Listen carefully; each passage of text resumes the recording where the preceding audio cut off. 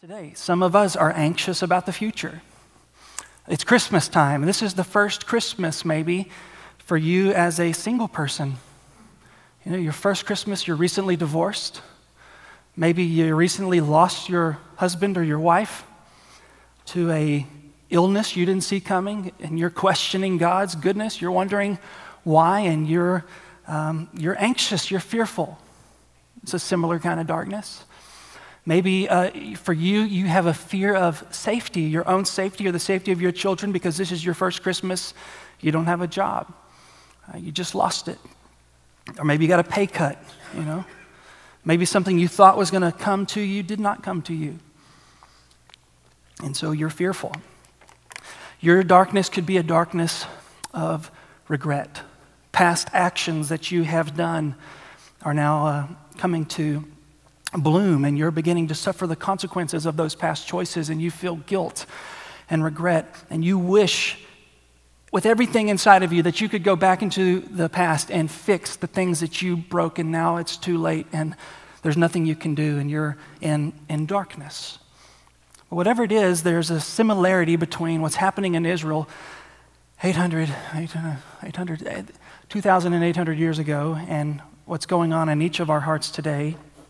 And that's why the message of Christmas is relevant to us just as much as it was relevant to them. What the Bible is great at is being honest about the reality of darkness.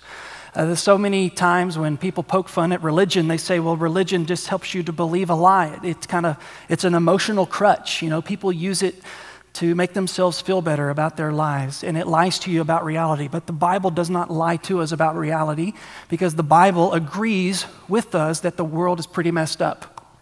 It agrees that this world is broken, that there's a lot of darkness in the world, that yes, things really are as bad as we think they are. The Bible's truthful about all of that things, but then it comes along behind that and says, even though the people dwell in a land of great darkness, there is a light that is greater than the darkness that has dawned. And if we will receive the light, then the darkness will flee. And that light is the light of Christ. And so what if that became something more than just a truth out there, but it became a truth that transformed you? The question that I want to ask this morning, maybe the central question behind all of this, is this. What if all of the problems in your life stemmed from, or they were at least exacerbated by, your fear of being separated from God?